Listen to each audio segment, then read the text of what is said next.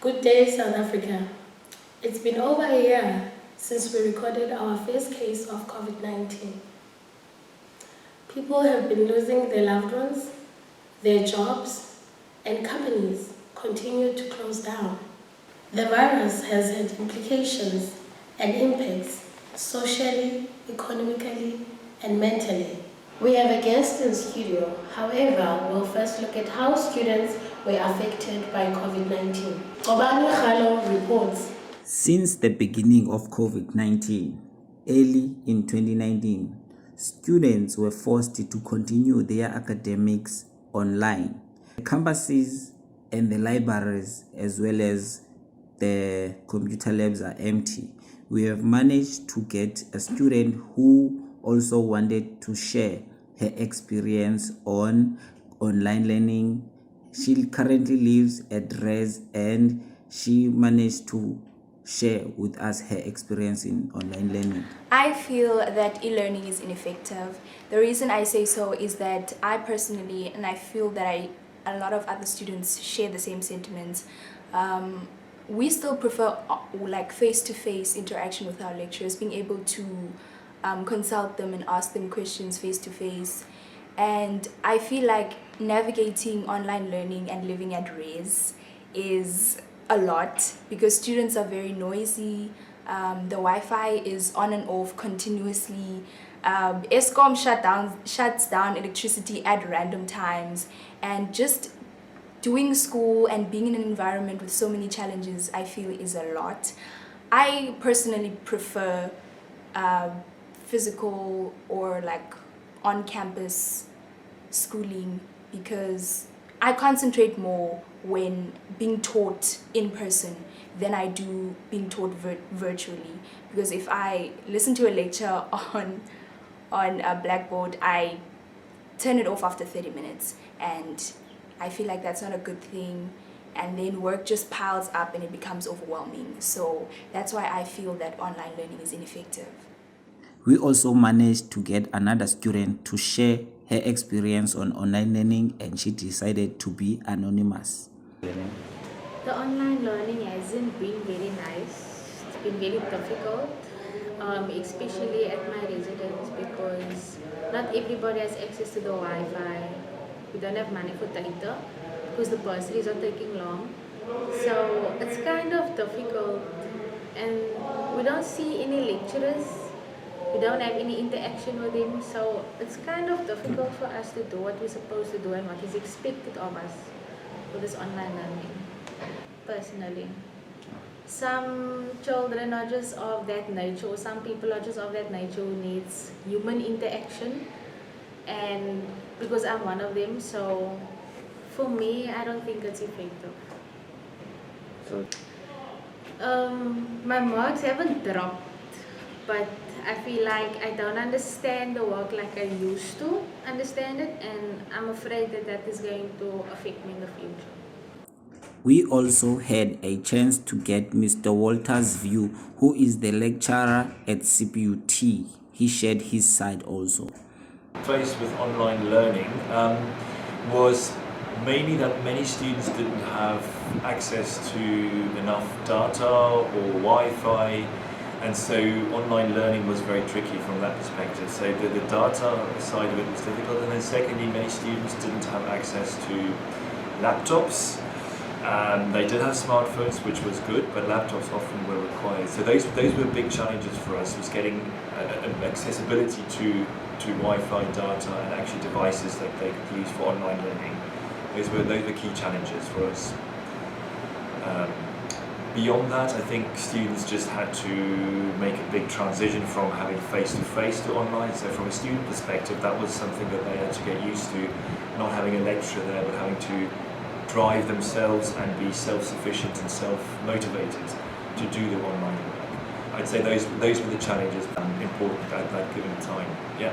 So I think online learning is definitely important. I don't think it'll go away, and I think it'll be blended with face-to-face learning. It'll become a multifaceted, multimodal kind of situation of face-to-face and online. But online is very important. It's going to become increasingly more without any pre-warning. So of course, because of that initial shock and that initial strangeness of it, students obviously suffered. The performance did drop because obviously they had often very little resources. They were ill prepared for online learning. It wasn't something they knew was going to happen, neither did lecturers, so we had to make do with what we had, and how we did it was often not the best way of doing it, but we had to. So there was an initial drop, yes, in performance, but I think students got used to the idea very quickly and understood that online learning was the only option, and they had to go online and do the work in order to progress and pass. So initially there was a drop, there was a drop in performance, but it steadily picked up again until students sort of got used to it. By the end of the year, it was actually fine. The performance was pretty much similar to what we'd had years before when it was this face-to-face. Online learning will be around for quite some time, and it seems like it is a new normal for all the students living in South Africa. I am Gcobani Ralo, CBET News, Cape Town. Businesses have also been affected by COVID-19. Have a closer look to the following. Lockdown affected most businesses in this country, caused businesses to face a lot of challenges, and it left them with major losses that some are still trying to recover from. I would say the biggest challenge was basically just trying to keep everyone together, trying to keep the business running, and trying to make sure that we had some sort of income for both our staff and everybody in a time where there was literally no income. Yes, I think every business did. There's no business that didn't feel a loss during this time. We're not going to see anything near to where we were for the next 3 years, I would say. I don't think this business will recover anytime sooner than that. So I think we got on our feet just before Easter. Got everybody back to work and got them on limited salaries because that's all we got. So it was hard. It was very hard. The residents were also affected by the lockdown, facing retrenchments, salary cuts, and some were not even getting paid at all. I conducted interview with few residents to find out how they were affected by the lockdown, and this is what they had to say. Wow, we faced a very big challenge during the lockdown because no one see it coming. That was for the first experience that no one didn't expect it. So it was really tough, especially when it comes to this industry. We actually have to employ a lot of people like waiters and cleaners and chefs and bartenders, including that. On that lockdown, then everyone have to be at home. Then that was really tough because to hold these people, how are we going to make it? Because I don't think the boss could be managed to pay somebody who was not at work or for the first lockdown. Now, usade usilevel wena akaphinda achazela uba siphela nini nawe isandichaphazela umsebenzi ngawufumani uhambana phambi nezimoto ande leqinzile uba ndifuna nto engenayo wenzela ntoni nabantwana nabazali nabendibendani usapho lami. We basically didn't earn a salary at all because we were at home for 6 months. Our families, the only money that we got from the company was the UIF that they gave us, and we just had to hustle. The financial advisor company Fluence Capital came up with a plan of helping businesses that are struggling during the lockdown by giving them guidance and support so that they cannot come up asking for help later when everything is messed up and cannot be fixed at all. On the other hand, the South African government came up with a financial plan that will help businesses that have made loss during this time.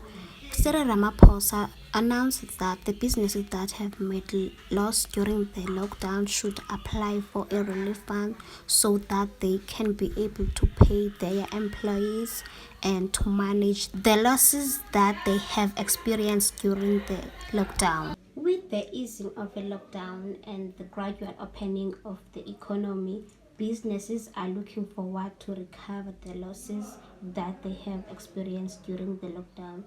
while some businesses fear that they cannot continue to operate at all due to certain things. At CPUT News, I am Zethu Plati. Restrictions on funerals have had people abandon their cultural beliefs. Graveyards were almost full from everyday burials due to COVID-19. Different families have gathered here at the same time for the final send-offs. With the limited number to attend and social distancing protocol, families are unable to have people consoling them. They have to do it themselves. Funerals are the only way people start their healing process to make peace with the sudden reality and trying to let go of their loved one. Funerals, weddings, and other big events are declared the center of the spread in infections. We visited people that were directly affected by COVID-19 to find out what they have to say about the new normal in funerals and their experience.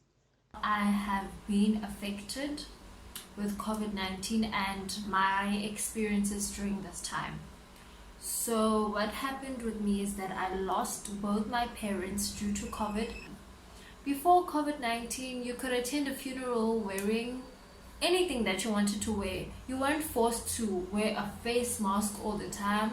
You were not forced to sanitize before entering church or entering anything. You weren't forced to stand at a distance to view the tombstone or whatever. But now we are required to sanitize before entering, social distance, like the chairs must be apart. You're not allowed to sit next to someone. There must be a distance, and you must always have your face mask on, and a maximum of 100 people attending the funeral. During this time, people are not allowed to cook during funerals. The best way is to buy platters. Before COVID, you were allowed to cook, you were allowed to come together and just celebrate as a family, celebrate the person's life. You aren't even allowed to khela. You're not allowed to slaughter anything. No, that is totally off. I don't think we will go back to normal anytime soon. Inezinto etshintshileyo ngoku kukho i-COVID. Like esibhedlele we were not allowed to visit our relatives eziye zafumana i-COVID. Phofu even if awuna COVID, but if uye phaya esibhedlele bungakwazi ubona umntu wakoyeni ophayana. We're not even allowed to buy them food sikuse phayana then bakwazi ukutya. For umzekelo, I lost a family member last year. Khangagule kakhulu, ugule for 2 days, then wamncika sisifuba, then beneza symptoms ze-COVID, then wasweleka. So ezimoshwari umuntu bene-COVID beningakwazi umbona namele umjonga umzimba, ningakwazi we were not even allowed to wash his body kuba ezawungcwatshwa. We've also managed to speak to a funeral parlor manager of Masakane Funerals. President Cyril Ramaphosa called out non-compliance at funerals as super spreader events of COVID-19 from the beginning of lockdown. South Africans have to make peace with the fact that attending funerals while there's COVID-19 pandemic is equivalent to spreading further death, mourning and suffering. We do understand that people, friends, neighbors, family need to pay their final respect to the deceased. However, for now, funerals have become a death trap. Our people were forced to give up many traditions during lockdown, but I have also rediscovered old ones, including ukukhuseka, secret burials. Africans have installed in their social fabric the issue of social support, human solidarity and kinship, which is why this new normal of funerals is a bit hard. We urge people to continue to adhere to the regulations set by government for their own good. Today we are joined by Chulumanco Nanto, who is an ANC branch secretary, to give insights about the new normal under COVID-19. My colleague, Melikhaya Zagagana, will be conducting the interview. Greetings to the viewers.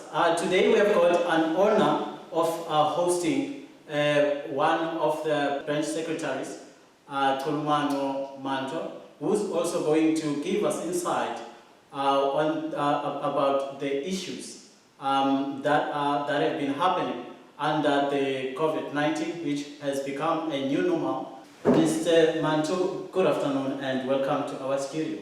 Good afternoon, welcome.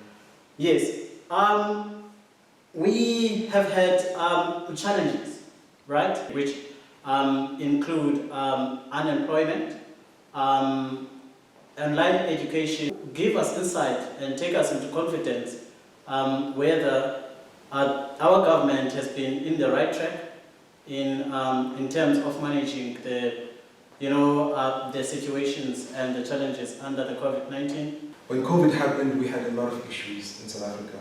We had economical issues. We had unemployment, like you correctly outlined, which is a crisis in this country, particularly youth unemployment, right? And as a result of COVID-19, there was a global pandemic, a global epidemic, where even the global GDP shrank, right? And we were not immune to this as South Africa. Job losses and unemployment have increased since the beginning of lockdown. Melikhaya Zagagana reports. The COVID-19 pandemic is a health crisis that has exacerbated the South African unemployment crisis. As a temporary measure, the lockdown has prevented a substantial number of people from going to work. Youth from the townships like Khayelitsha and Cape Town is most affected, as one of the unemployed youth shares their story. I've been unemployed for about 6 to 5 years now. The unemployment has affected me so badly because there are so limited opportunities to find a job now because of this COVID-19. So I've applied in many jobs, so I've got rejected. So it's been a long time. I've been in the township, not working, and it's been hard for me because I can't afford to pay my bills because I'm staying with my family. So I have to be responsible for some of the bills that I'm given here at home. The government should help us by creating some more jobs. As the crisis of unemployment under COVID-19 continues unmitigated, in speaking to the Labour Department, this is what they had to say. Now, the figures within our departments, they suggest that the COVID-19 lockdown has made it more difficult for job seekers to find an entry into labor market and also for businesses to create employment. Even the efforts that we as government we've made by introducing unemployment relief fund, it was not sustainable enough because at the time COVID-19, our economy was not even doing very well. And according to Stats SA, the country's official unemployment rate, it rose by 1.7% compared to the previous financial year, whereby it stood at 32.5%. Now, we had to find ways to make sure that we contain the disease, as much as we knew that unemployment is it's most important for us to make sure that people, they do get their jobs. However, the lives of the people are the most important ones. So the first thing that we needed to do is to work with the Department of Health to make sure that we contain the spread of the virus. With the country recording the highest rate of unemployment under COVID-19 pandemic, there is no clear plan from the government to mitigate the crisis. Melikhaya Zagagana for CPUT News, Cape Town. Do you think there is enough planning, in the government in terms of, since the situation is not improving? Like I said, this was a problem we had even before, right? And there has been a number of issues, a number of initiatives to assist with unemployment. Particularly making reference to young people, there's been a number of initiatives through NYDA, which is the National Youth Development Agency. And the main way that government has been tackling unemployment, particularly with young people, would be through entrepreneurship, where young people have been pushed to entrepreneurship, and NYDA has been assisting in terms of, having access to cut through the red tape. For example, how to construct a business plan, how to go forward once you've taken all the necessary steps to start a business, as well as access to funding for a lot of people. So there's been that, there's been the YES program, which has been assisting a lot of people with actual practical work, in-service work, internship for a lot of people. So there has been a number of initiatives, but of course, more work needs to be done. People's mental wellness have been challenged during lockdown. Some people find a place of worship as a place to reconnect your soul. During the hard lockdown, people struggled with anxieties and depression from staying at home with no movement. I spoke with one of the church leaders from Holy Trinity Ministries International to find out how did people suffer mental wellness during the lockdown. There was a season whereby the city had lockdown. Singakwazi ukuhlangana ngokwemithetho yethu yenkonzo uba i-fellowship nesi-maintain. We had to adhere to what the regulations ebezikhutshwa ngurhulumente. Abanye abantu abanokholo olubelincinci endleleni bayeka ukukhonza completely because of the lockdown. Abanye babuya umva kwi-faith ngoba xa sihlangene there's a corporate anointing, xa sihlangene kukuvuseleleka kwabantu nangani ke siye sanazo interventions esinazo ezoba. We took to the streets to find out how lockdown affected their mental wellness, and this is what they had to say. Sengqondweni indenzele indifakela ulothuko kuba njalo kanti ekuseni njalo lonke ixesha ndibe ngumuntu owothukileyo. Kweyami imo ke ngoku iphinde ibe kakhulu kuba kaloku ndingumuntu ophila nezi sifo ezingomahlala kuthiwa ngomahlala khona kwamanye. I would say that it never disturbed me in a negative way, but it encouraged me to start up something new, of which I've been passionate about, starting my own business. So I started my business during the lockdown and it flourished. And most of the people, that's when they start to realize that most of their appliances were not working because they were in the lockdown. Yandichaphazela kakhulu mna mental. Ndinomntwana ngapha andimani noba lo mntwana xa ingandithatha le lockdown uzoshiyeka esitya ntoni, ubomi bakhe buzawuqhubeka kanjani ngaphandle kwam ngoba ndimshiyelanga nto, akanamali. Nomzali wam ezilalini waye naye ngaba uyakhala akanamali ngoba kaloku andisamthumelela imali. We spoke with a psychologist, Gcobisa Kelembe, from one of the clinical facilities around Khayelitsha to learn more how people were affected by lockdown mentally. Okay, I think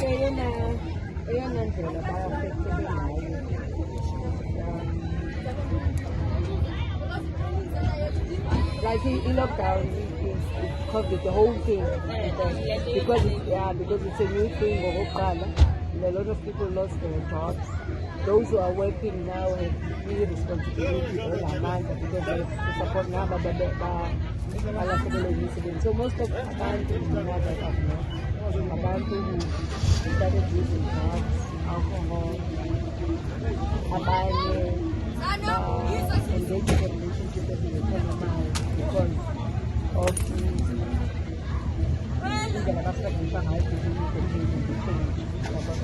so there's been a lot of substance abuse as well. There's been a lot of domestic violence, children abuse as well. So I basically believe a lot of it is caused by this. Being around your loved ones, especially in difficult times like the lockdown, can keep your mental wellness stable. For CPUT News, I'm SibongileNdongeni. There is also a question of mental health, which had quite an impact in the churchgoers. What do you think the government would have done better in order to accommodate, churches? It was necessary at some point that we were all in full lockdown, including churches. And at some point we had regulations put in place whereby we cannot be more than 50 in the venue, in the case of funerals, for example, or we cannot be more than 50% of the venue, capped at 250, also making use of outside venues as well. Those were necessary steps to ensure that COVID-19 does not infect, or a lot more citizens are not affected or infected with the virus. Had such steps not been taken, we would be where India is right now. We would be where Turkey was, or would be where the USA was. Do you think that the government program in terms of distributing the vaccination is up to standard in comparing with other countries? I don't think there's any government which was fully prepared for COVID-19. And remember, COVID-19 was a new thing, right? Which was unseen before and unprepared by all states. And with that being said, there was no vaccine for COVID-19, right? That's why you've had such a high number of people passing away throughout the world, because there was no cure or specific treatment you could get for COVID-19. Besides, stay indoors, expose yourself to the sun, take water with the lemon, etc., etc. However, the government has been working tirelessly to ensure that South Africans have access to the vaccine. They've done this working with other states, they've done this working with the private sector, and they're also pushing for this to happen throughout Africa as well. Can you at this point say that the government is ready to deal with the third wave that seems to be the new thing that is coming now? I think I want to answer you here, but let me first start here. What causes the third wave? It's the citizens, right? It's people doing everything that they're told not to do. Don't go to crowd spaces, people do that. Wear your mask, people don't do that. Keep a distance, people don't do that, right? We spoke about limitation in venues prior to this, people don't do that. So all those areas are the ones which are going to lead to a third wave. Are we ready for a third wave? I think we've got the necessary measures in place for a third wave. We had a second wave, which wasn't as drastic, I'm guessing, as the first wave of COVID-19. So even if a third wave is to happen right now, we've got a lot of hospital beds, we've got a lot of access to healthcare as well. So I do think we are fully ready for a third wave, but we're hoping not to be in a third wave. That was Mr. Chulumanco Nanto, the ANC branch secretary for Ward 115. The ANC branch secretary urges all South Africans to rally behind the government in fighting the virus. That's it for today.